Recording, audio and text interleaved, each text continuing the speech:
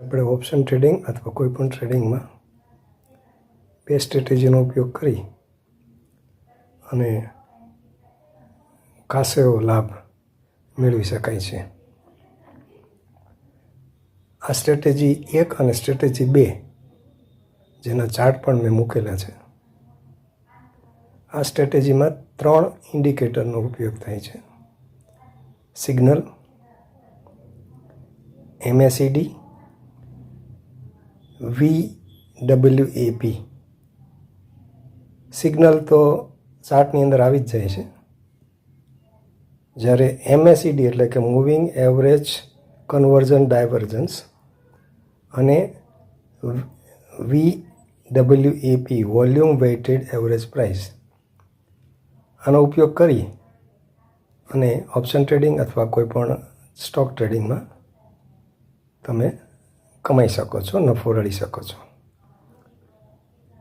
Chart ઉપર 5 minute અથવા 15 મિનિટનો કેન્ડલ લઈ અને આ ઇન્ડિકેટરને ડ્રો કરી અને જો સ્ટડી કરવામાં આવે તો તમને ચોક્કસ લાભ થશે એવું મારું માનવું છે. તમે નિફ્ટી બેંક, નિફ્ટી, સેન્સેક્સ કે નેક્સ્ટ નિફ્ટી 50 એમાં પણ આ ઇન્ડિકેટરનો ઉપયોગ કરી શકો છો. ચાર્ટ 1 પ્રમાણે જ્યારે માર્કેટ રનિંગ હોય ત્યારે VWAPનો ચાર્ટ, MACDનો ચાર્ટ અને સિગ્નલનો ચાર્ટ એ અગાઉથી દોરી રાખો, ચાર્ટમાં એને ઇન્ડિકેટ કરી દેવો અને ત્યારબાદ એનો સ્ટડી કરવો. પહેલી સ્ટ્રેટેજી મુજબ સિગ્નલ અને MACD નો ચાર્ટ એક જગ્યાએ ક્રોસ થશે, એટલે કે એકબીજાને છેદશે. જો આને ક્રોસ ઓવર કહેવાય. આ ક્રોસ ઓવર સિગ્નલ કરતાં ઉપરની સાઈડ થતું હોય અને એ જ પોઈન્ટથી VWAPમાં ઉપરની તરફ ગ્રીન કેન્ડલ બનવાની શરૂ થાય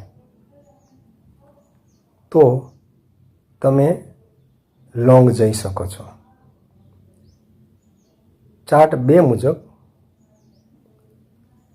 જ્યારે સિગ્નલ અને MACDનો ક્રોસ ઓવર થાય એટલે કે એકબીજાને છેદે, પણ MACDનો ગ્રાફ નીચે હોય અને સિગ્નલનો ઉપર હોય, જેને ક્રોસ કહેવાય અથવા છેદ બિંદુ કહેવાય, એની નીચે હોય અને તે જ બિંદુથી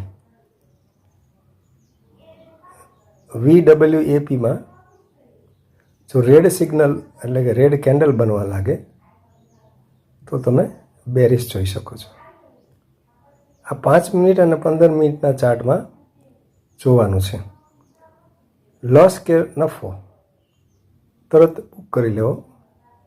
આ કેન્ડલની અંદર, આ ટાઈમ ઇન્ટરવલની અંદર લાંબો સમય રાહ જોવી નહીં, પણ ફાયદો કે ગેરફાયદો બંને થઈ શકે છે. સેબીની ચેતવણી મુજબ ઓપ્શન ટ્રેડિંગમાં 90% પબ્લિક પોતાના પૈસા ગુમાવે છે, પણ છતાંય આ સ્ટ્રેટેજીનો બેક ચાર્ટમાં ઉપયોગ કરી અને તમે ચોક્કસ નાના લોટથી શરૂ કરશો તો ચોક્કસ ફાયદો થશે. બીજી એક વસ્તુ ધ્યાનમાં રાખવાની કે જે તમને નફો થાય તેમાંથી 50% નફો તમે તમારા ઘરમાં અથવા મ્યુચ્યુઅલ ફંડમાં એમાં રોકી દો, જેથી બાકીનો 50%નો નફો જે છે એ તમે પાછો આ રીતે સ્ટ્રેટેજીનો ઉપયોગ કરી અને કરી શકશો. બધા જ પૈસા એમાં રાખશો તો લાંબા ગાળે તમને નુકસાન જઈ શકે છે. એટલે જે તમને નફો મળે, સપોઝ 1000 રૂપિયા મળ્યા આજે, તો એ 1000 રૂપિયામાંથી 500 રૂપિયાનો નફો લઈ અને તમે ક્યાંય પણ રોકાણ કરી શકો છો, જેમ કે સ્ટોક માર્કેટ છે અથવા મ્યુચ્યુઅલ ફંડ છે કે કોઈ પણ જગ્યાએ. સોનું લઈ લો, પણ એનો નફો અંદર રાખીને મોટું હેજિંગ કરવું નહીં. એકવાર 1500નો ફાયદો થાય પછી બહુ લોભમાં કે લાલચમાં ફરીવાર ટ્રેડ લેવો નહીં, બીજે ત્રીજે દિવસે ટ્રાય કરવો. ઘણીવાર આવું કરવાથી બધી આપણી મૂડી છે એ જતી રહેતી હોય છે. અને બને ત્યાં સુધી શાંતિ રાખવી. જેટલું ધીરજથી કામ કરશો એટલો વધારે ફાયદો થશે. Thank you very much.